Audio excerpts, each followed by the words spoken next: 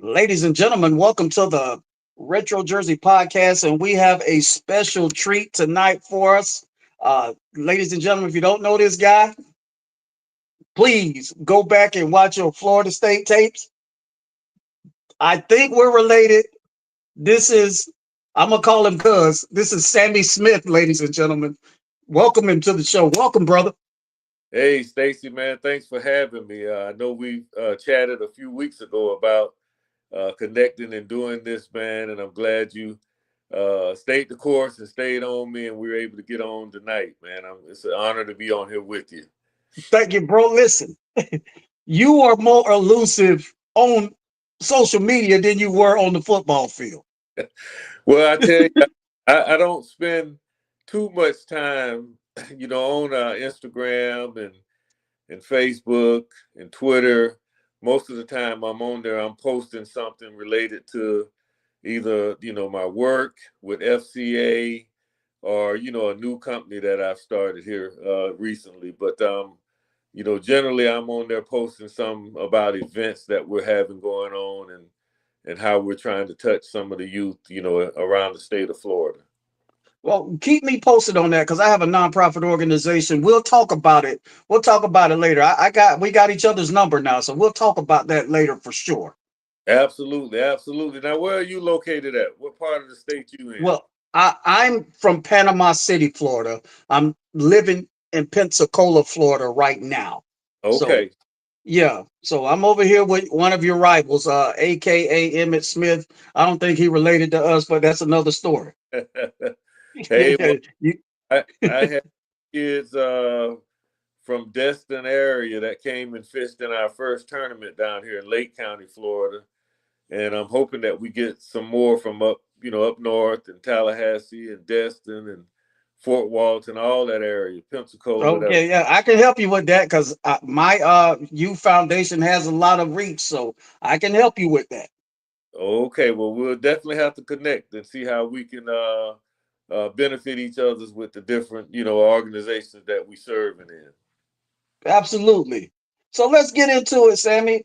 So you're from Apopka, Florida. That's near Orlando, correct?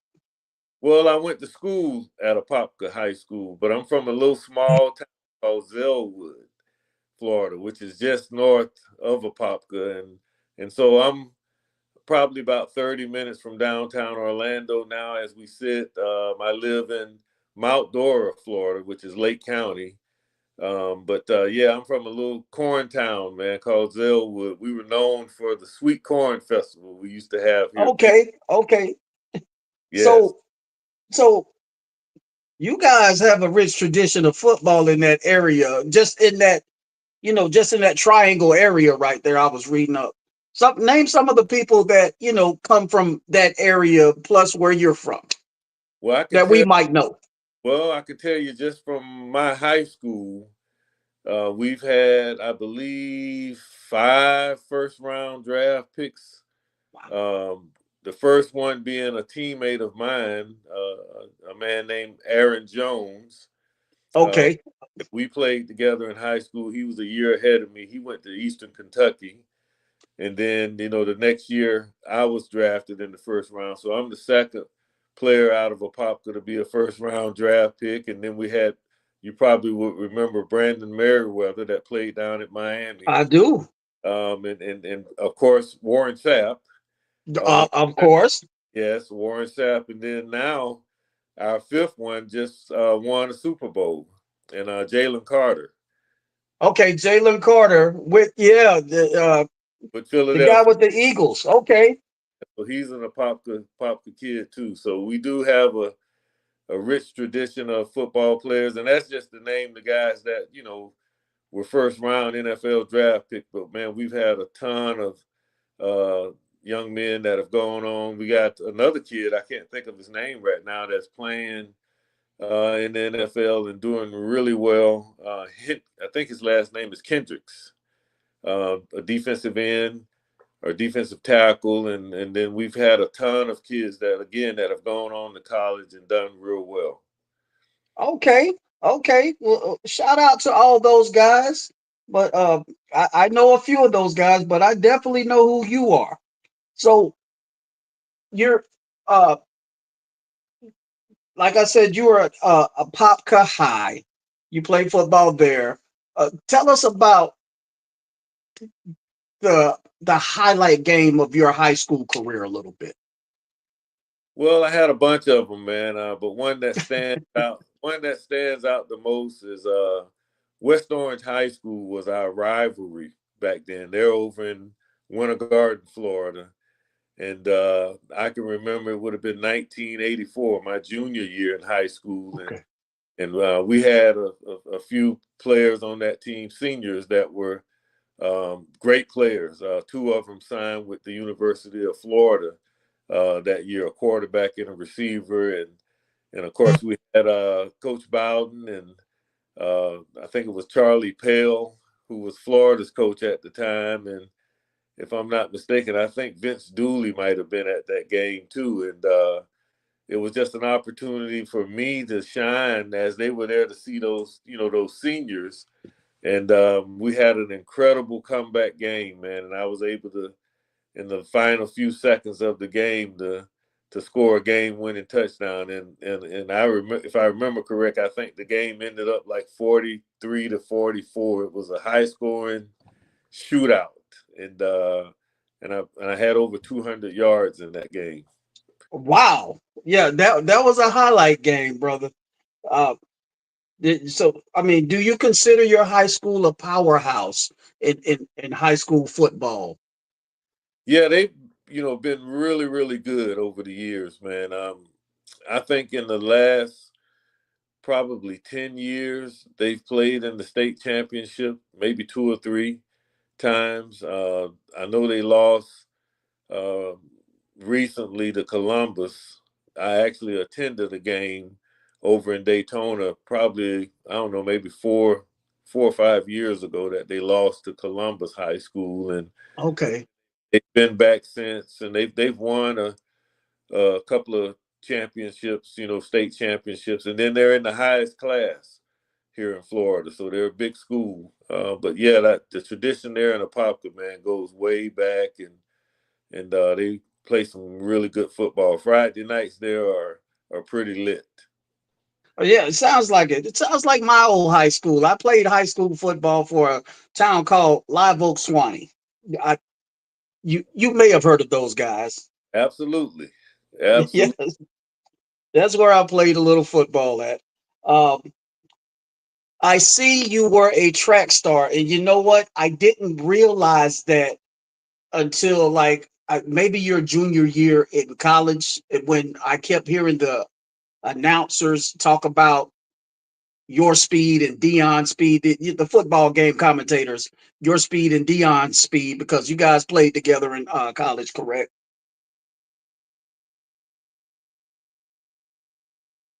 So I'm looking, and you were a 100 meter and 220 yard state champion. Is that right?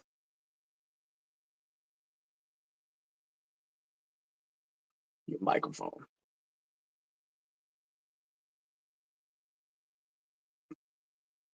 His microphone's out.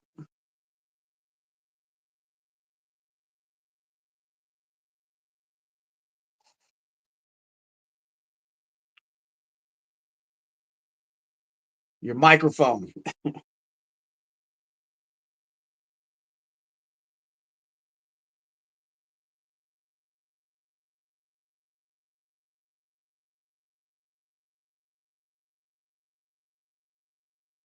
We're having a couple of, a few technical difficulties. We'll get him back.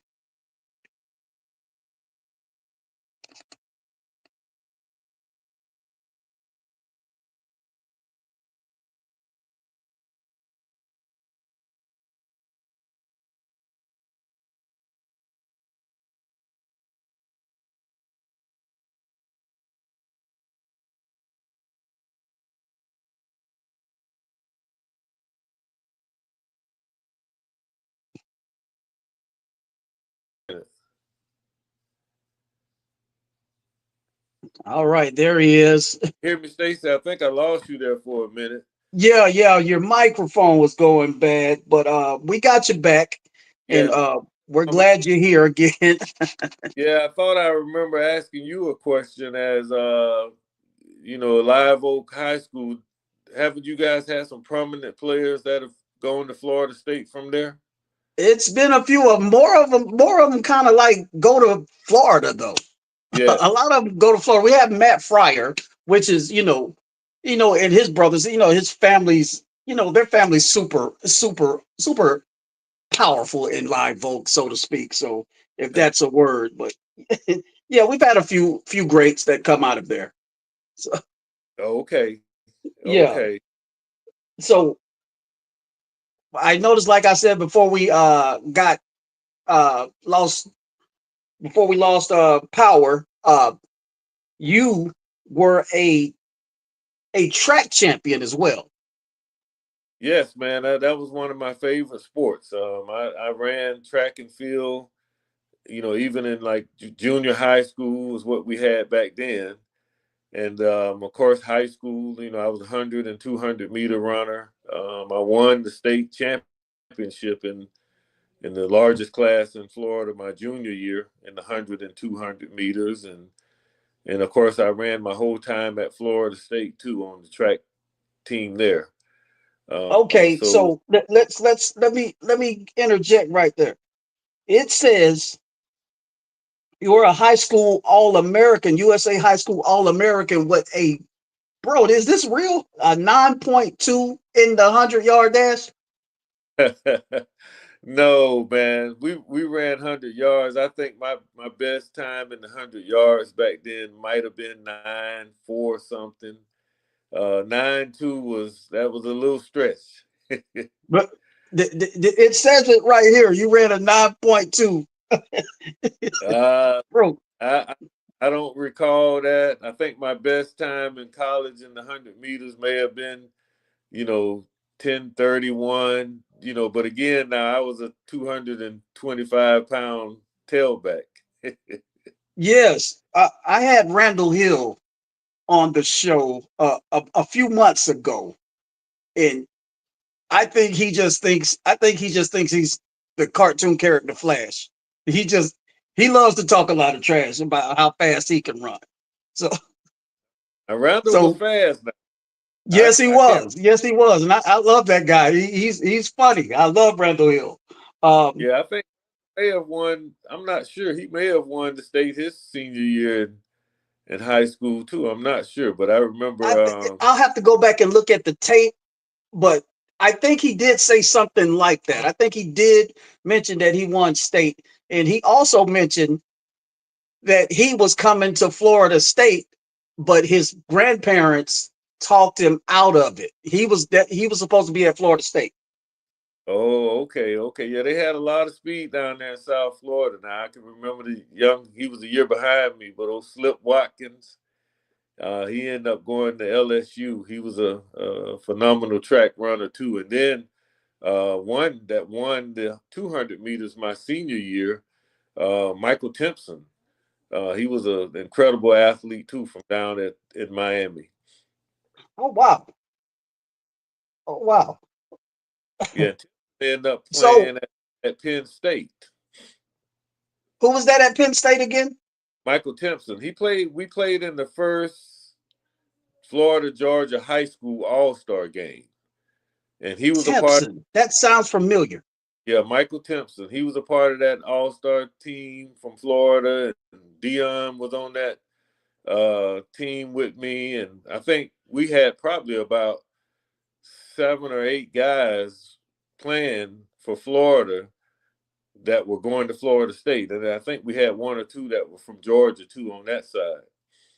So we Oh, is had a that big. right? So who do you remember? I didn't mean to cut you off, but who do you remember the all those guys that you played against in that game?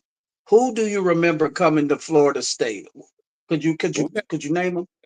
we had myself, Dion Sanders. I had a teammate from high school, Anthony Williams.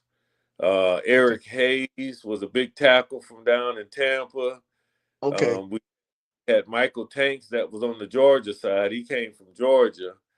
And then there's probably we had Pat Tomlin was a big offensive Pat line, Tomlin. and there may I be one or remember two, him. there may be one or two that I'm missing, but we had a bunch of guys on that team, man, that were going to Florida State, and that's why that '85 class, was such a really good class. Yeah, it sounded like you guys were that was a pretty good class. So the offers that you got, was Florida State your first offer, or who else was interested in your services? No, I had offers from pretty much everyone, man. I was a big Florida State fan growing up. I always turned the TV on Saturday mornings to watch Coach Bowden's show. But I was a huge Georgia fan too, man. I can remember watching Herschel Walker in his first, play as a freshman at Georgia. And I think I may have been in maybe seventh grade or something at that time. But I can remember watching Wow. that Saturday game, and man, I was just enamored with him and Georgia.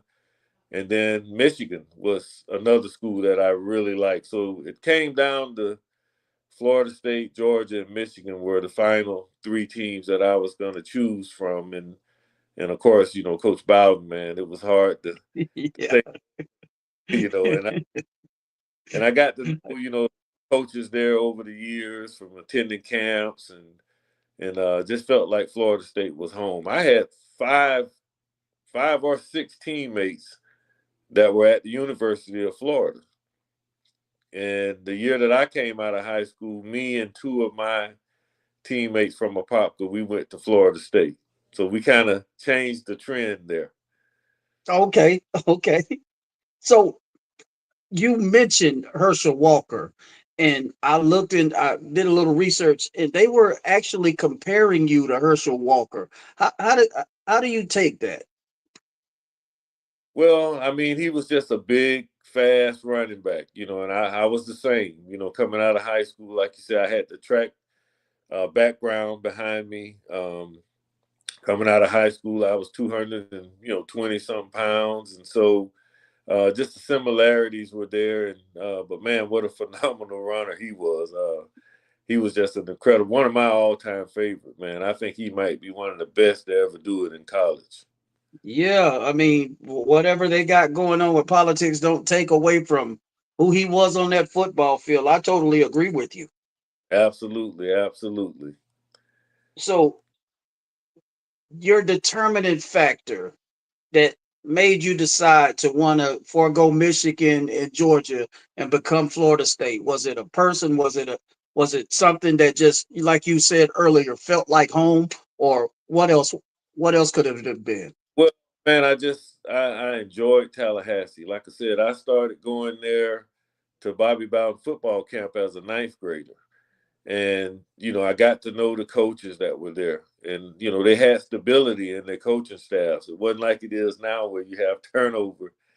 Guys that were coaching on that staff, man, were there years before I got there. And most of them remained for years after I was gone. And so just building that camaraderie, man, and then the players that were there, it just felt like home.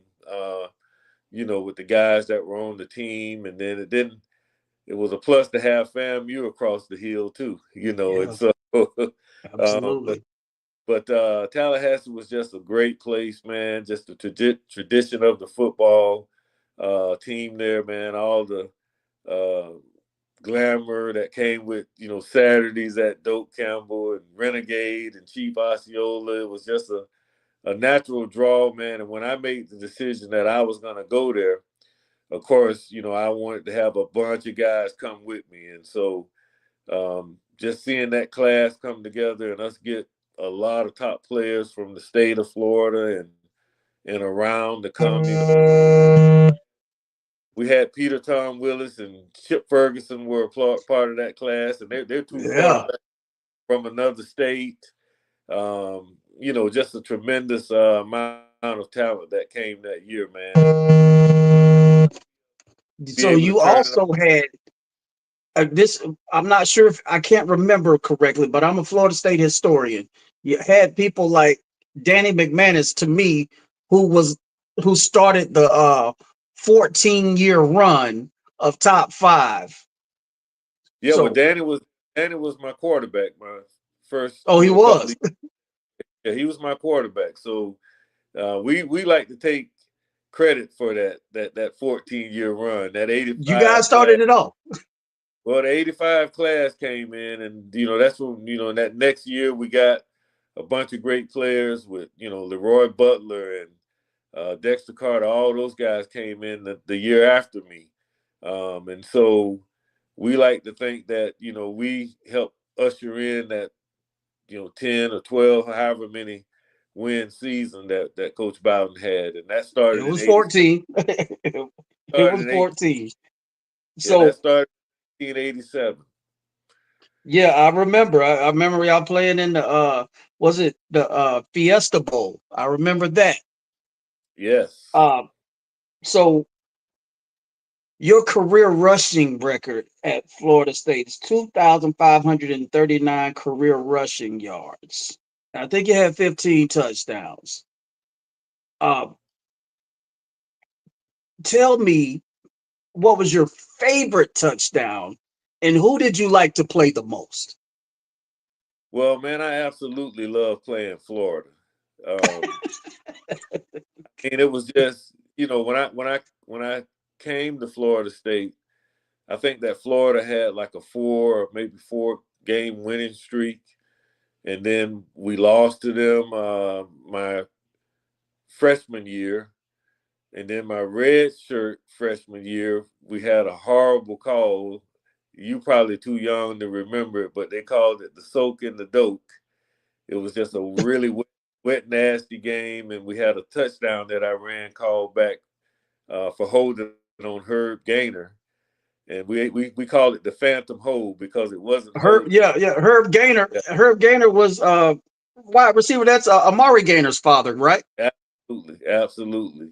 And then Yep. we went after that season to win. I think then we peeled off about um, maybe 4 or 5 straight wins against them, and so every game that I played Florida, I had over 100 yards. And I would tell you probably the worst feeling I had in a game in a loss at Florida State would have been the 1987 game against Miami in Tallahassee, where we had a huge lead at the half, I think 19-3 or so, and then we let them come back in the game, and of course, we went for 2 points at the end of the game, and we fell short. And that year, I think we ended up number 2 in the country or number 3, only losing to Miami that season. And that game, I almost had 200 yards rushing, And so um, I enjoyed getting up for Florida. That was a the marquee game for us every year.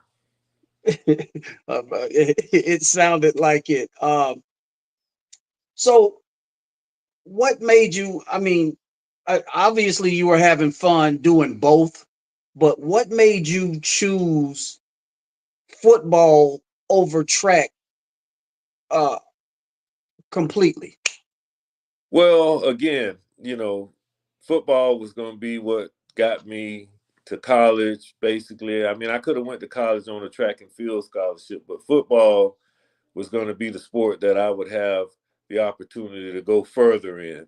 Again, I was 200 and 20 something pounds, so me being able to run, sub nine, you know, 900 meters was probably not going to happen.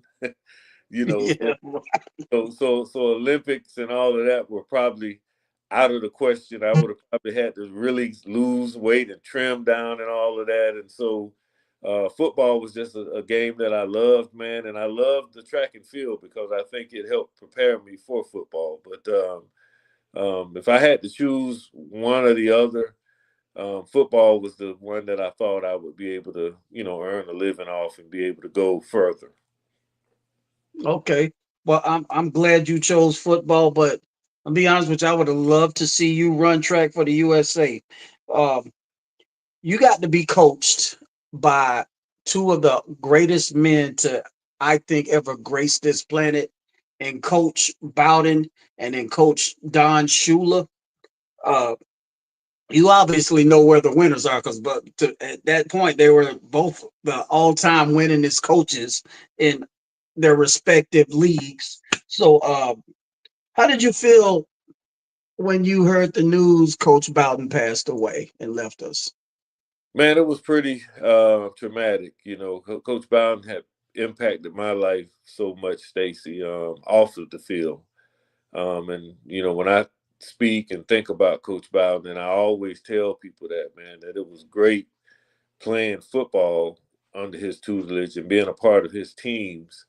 But I got more reward from conversations I had with him that had nothing to do with football. And I can remember in 2016, I had the opportunity to go to the University of Mississippi to work with their football program as their chaplain and to serve, as the coaches ministry uh, guy, and to be able to work through FCA and serve those players and coaches. And one of the first people I called was Coach Bowden, to ask him what his thoughts was, and did he think that would be a good move for me? And he gave me some advice that really stuck with me, and it continues to stick with me today. And he told me, he says, "Sammie, you're prepared." He says, "Look, God is not concerned with your abilities; He's concerned with your availability." He says, That's right.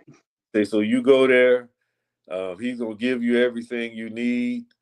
You make yourself available to be impactful to those coaches and to the players, and he will provide. And so that's one of the things that he shared with me, man, that will ever be kind of etched in my DNA now as I move forward in life. That's beautiful. I'll give you a quick Coach Bowden story. Like I told you earlier, I was in foster care right there in Live Oak, Florida. And my goal when I was a kid to play at Florida State. So I would write Coach Bobby Bowden, never thinking he would write me back, but he did. And I told him my situation. I was like, when I get older, I want to come play for you and stuff like that. And he would write, when I write him, he'd write me back every time. Mm. So I will never forget him for that, because he kept me encouraged. He didn't tell me he was going to let me play for him, but he always kept me encouraged. I'm, And I saved those letters and framed those letters, and they're somewhere in my foster parents' house right now. So yeah, I love Coach Bowden, and I yeah, just think he was one of the top three greatest men to ever walk this planet. yes. I want to touch on another story. I know we haven't even went down that rabbit hole, and I'm gonna have to leave here not you know too soon, but I'm gonna have to leave in a little bit. But I want to make sure Okay. I make this point about Coach Bowden. I in 1995 I got involved in some trouble that would cause me to go to federal prison, and that was certainly out of my character, man. It wasn't who I was. It wasn't how I was raised. But I can remember in 1998, I was at a Edgefield, South Carolina prison, a low security prison. They had a penitentiary next door. And I remember getting a call over the loudspeaker, Sammie Smith come to the warden's office. And I'm wondering, like, man, what are they calling me to the warden's office for, right? And when I go into the building, I can hear the warden in his office laughing and chuckling it up with some folks. And I know those voices. I'm like, man, those voices sound familiar. They were on speakerphone. Well, it was Jim Gladden who recruited me to Florida State, and it was Bobby Bowden on the background. And what they wanted to know was, would I be willing to record a message to that 98 football team at Florida State from prison? And I can tell you, man, that was so impactful, Stacy, because how that encouraged me was to let me know that, man, regardless of where you are in life, you still have value. That Coach Bowden thought enough of me and thought enough of the message I would have to share with those young men and with that team, that he allowed me to do that from prison, man. That empowered me to know that hey, God had different plans for me. That this was just a short, small little glitch in my story, and that I would be able to be impactful and be able to make a difference in folks' lives once I was released and home. And that all came from a coach, from Coach Bowden, just seeing value in me, regardless of where I was at. That's beautiful, man. I kept up with that story, and I didn't want to bring that up, but during that time, I was watching this because I remember watching it when it was on the news, and your community at that still had your back.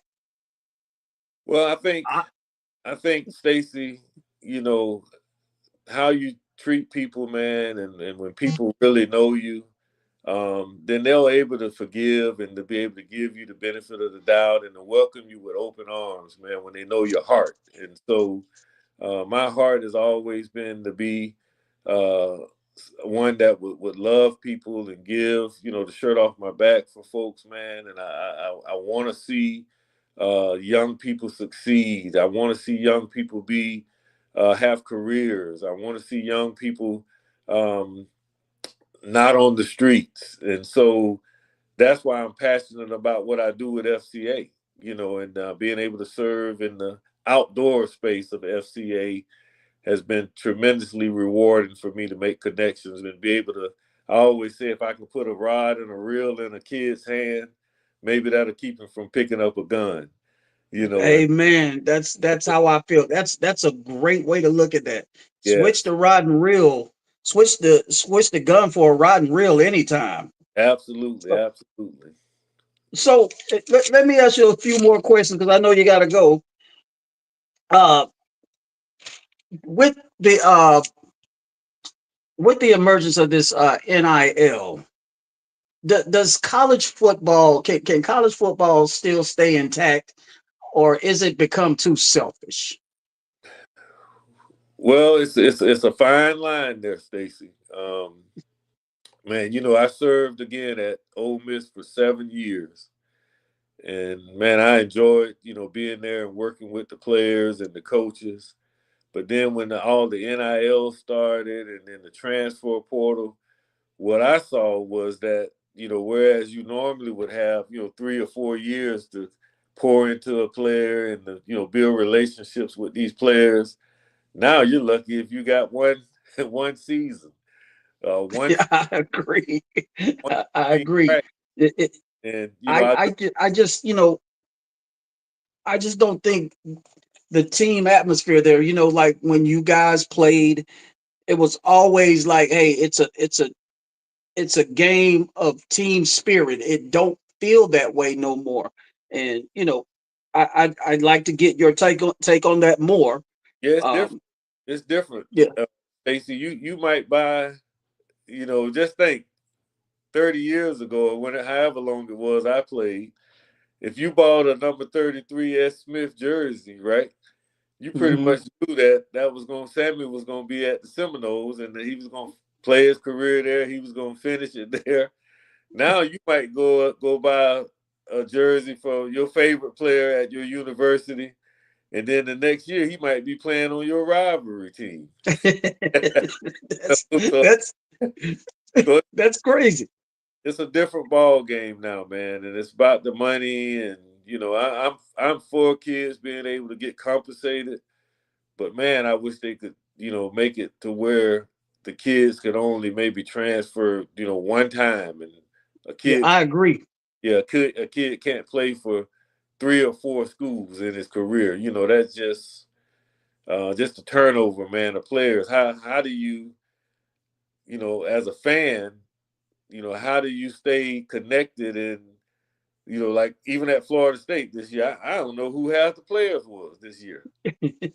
And Yeah, you don't because they switch so much.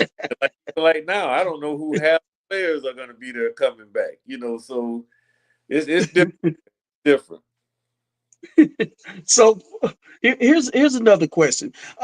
You just mentioned this. Uh, you played all 4 years at Florida State. I you, actually you had you got to do that. I mean, and yeah.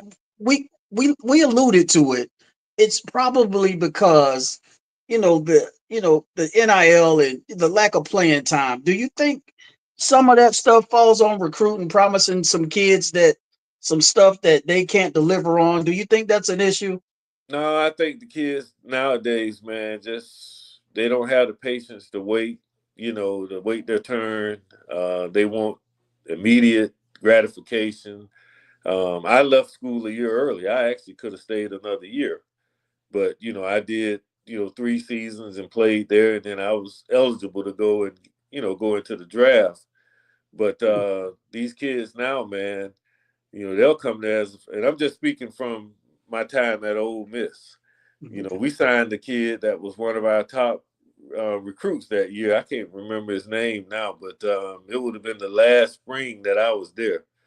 Well, this kid was an early enrollee, so he came in January, and he went through spring practice, man. And by May, I believe he was in the transfer portal. So the kid was on the campus like 5 or 6 months, and Wow. so I think the kids today, man, it's hard to find players that are committed to the university. They come there because they love the university. They've always wanted to play there. It's been their Mhm, dream to come play for that mhm, school. That's how we were. Now it's mhm. all about that bag, man. They want to go. They're gonna go wherever they feel like they can get a bag. Number one, and then they're gonna want to play right away. Yeah, and I mean, like we just alluded to, or I alluded to earlier, it's the patience thing. They don't have the patience no more. I don't know if it's the social media aspect of it or what, but they don't have the patience to sit and wait their turn to develop anything, and that's unfortunate for teams. So you get drafted. Is it 1989? Am I saying it correct? Yes, And your first round ninth pick, correct? that's correct. Okay. So you get drafted by the Miami Dolphins. What what are you expecting? Because they were pretty stacked at running back from what I've read, but the Dolphins seemed like they wanted you. Yeah, they were. They had some great running backs down there at the time, man. Troy Stratford, Yeah. Lorenzo. Um, I came in with the opportunity to play right away, and man, I was excited to go down and be a part of rebuilding the running game there. The year after I was drafted there, we drafted Richmond Webb and Keith Mm-hmm. Sims. So they were trying to build the offensive line, and and so the passing game was already there. We were just trying to build a running game, and unfortunately, man, it didn't go as I would have planned. I think my third season down there, man, it didn't start off great. I had a preseason injury, and then I got thrown into the fire pretty quick without a lot of practice and camp, and just wasn't ready to play football at the level that I should have been. And so it was a tough time, man. It was a difficult time, but I enjoyed my stay down there. And again, I was honored to have the opportunity to play for Coach Shula and to play with Dan Marino and Mark Clayton and Mark Duper. Some of those guys are still my good friends today, man. Mark Higgs and Farrell Edmonds, me and Lewis Oliver. Yeah, I see you play with guys like Jim Jensen and all of these Oh yeah, guys. yeah. Lewis Oliver was a Lewis Oliver, we were Gator. Uh, yeah. that's amazing, bro. And I followed you everywhere you went, wherever I said wherever Sammie Smith goes, that's gonna be my team. And I was already a Dolphin fan, so you fell right into my lap, bro. So Oh, okay, brother. yeah, so you got traded to Denver. Yes, How did you feel about that? man. I was excited about a fresh opportunity for a fresh start. And I got out to Denver and started training that summer and going through their off-season program, and then I tore my groin muscle really bad. And I ended up having to have surgery to try to repair that, and just was never the same. I got a chance to try to play in a couple of games early in the season, and the injury just wouldn't heal, and so Yeah, that would have been the last really game snaps that I took. Man, I tried to train and rehab that off season, and I even went to a couple of places as a free agent, for workouts and stuff. But my leg wasn't the same, and it was hard to pass the physicals, and so I had to make the tough decision to hang it up. yeah. I mean, I don't want to ask you about the decision to let you go, but that that must have been hard because you're a Florida kid and moving far away, but you got to play with two amazing quarterbacks, two of Oh, the greatest to ever do it, in Dan and John, right? absolutely, absolutely. And a lot of people don't know. I know I've talked about it a few times, but that off season, Coach Shula, called me in and we met, and he wanted to know my thoughts, and he asked me, did I would I like to be traded to Denver?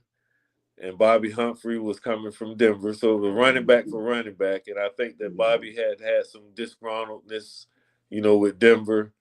And I wouldn't say that I had any disgruntledness with the team there, but with the fan situation down in Miami, I felt like it would have been a good start for me to go somewhere else. And I tell you, I look back a lot of years after that, and I wish that I would have, kind of convinced Coach Shula, no, I want to stay here. I want to stick it out and come back and be ready to play again that following year. But as God would have it, I would go to Denver, and I'd have an injury that would knock me out of the game. But um, I think the difficult part was when the time came that that injury was not going to allow me to play no more, and that's when reality sets in. That, man, you got to hang it up and move on and figure out what the next phase of your life is going to be.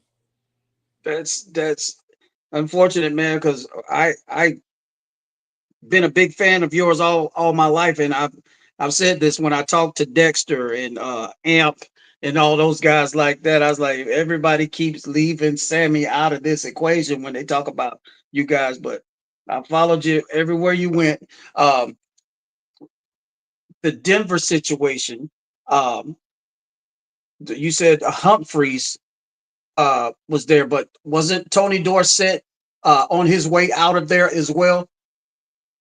No, no, Tony wasn't there when I went there. Okay, No, no, Tony wasn't there the season that I went there. I can't remember the backs that were there. We had a big back that they had signed out of free agency. I can't even remember where he came from, but it was a great opportunity for me. Had I been healthy and been able to play, I felt like that would have been an amazing spot for me, and that I would have had a great career there. The offense was um, subject to the type of offense I wanted to play in. They were a strong running team already, and yeah.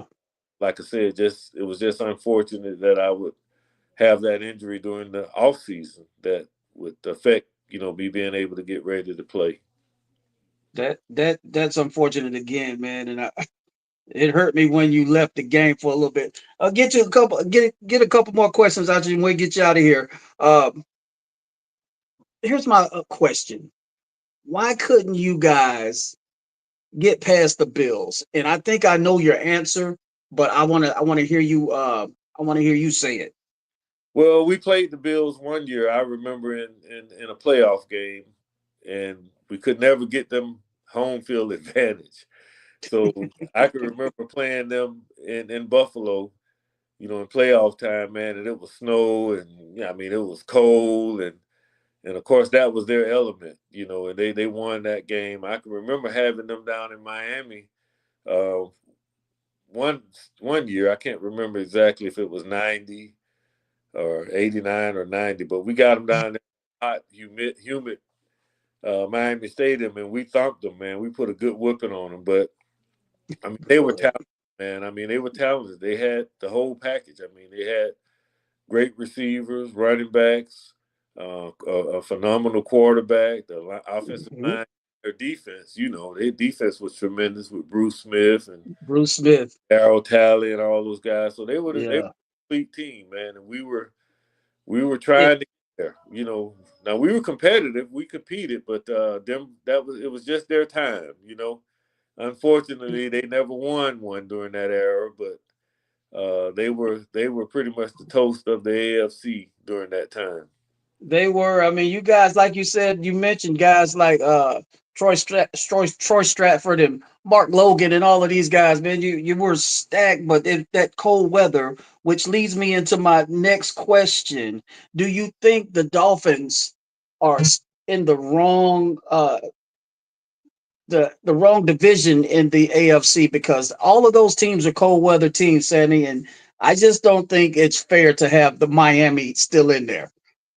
Well, when you think about where Miami is, man, I mean, no matter what AFC, whether it's the AFC East or West, cold in the wintertime. That's just, I mean, it's just unfortunate. I mean, it's great that we live in Florida, right? Yeah, We have great weather, and our winters aren't bad at all. But at the end of the day, man, all the other teams are in cold climates. Yeah, yeah. yeah, I seen them move the Colts out of that. Colts used to be in that conference with you guys, right? yeah, yeah. They did. Wow. Did. Yeah, that's insane. So we'll get you out of here on these couple. These are fun questions here now. So, Okay, because uh, this phone to turn off on you look like I got about 5%, and I ain't plugged up. okay. Well, we'll have you back another day, but Okay. I want to get your top five Seminoles of all time, and we'll get you out of here. I tell you, of course, Deion Sanders, Okay. Peter Ward, phenomenal. If I had to choose a quarterback, I'm gonna choose Charlie Ward. Okay. Um, I think Warwick Dunn and Dalvin. As far as the running backs, man, that's a toss up with Dalvin and Warwick.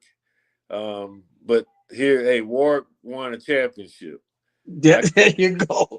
There you go. and And so, and Cook was only able to win one Orange Bowl game. yeah, That's yeah. so that's it.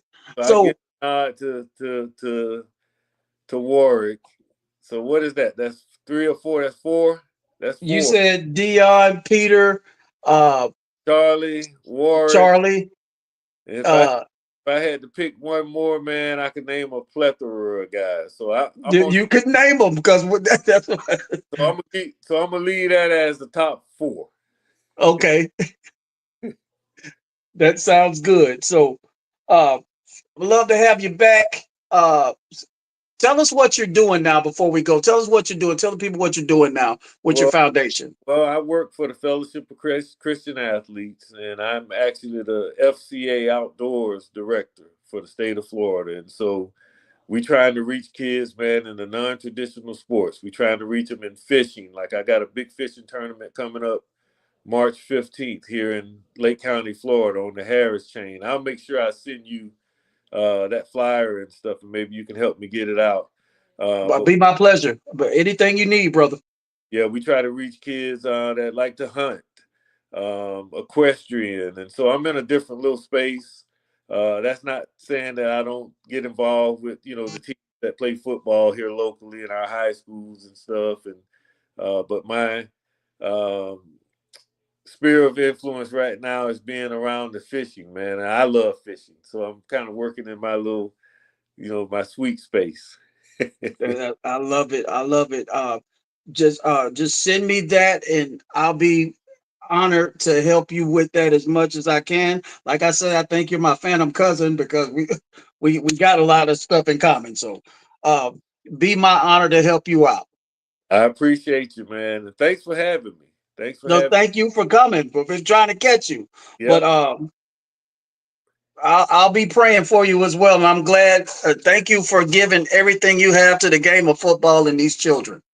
Hey, man, I appreciate it. I'm just honored that God chose me to have an opportunity to play, to be involved in sports on the levels that He allowed me to be on, and then now to be able to serve, youth and adults alike, and to being able to just kind of share who Christ is, man, and what He's done in my life. So praise In God. Jesus' name, baby. In Amen. Jesus' name. Well, once again, we want to thank you, Sammie, for stopping by, and we want to get you back on one of these days when you have the time.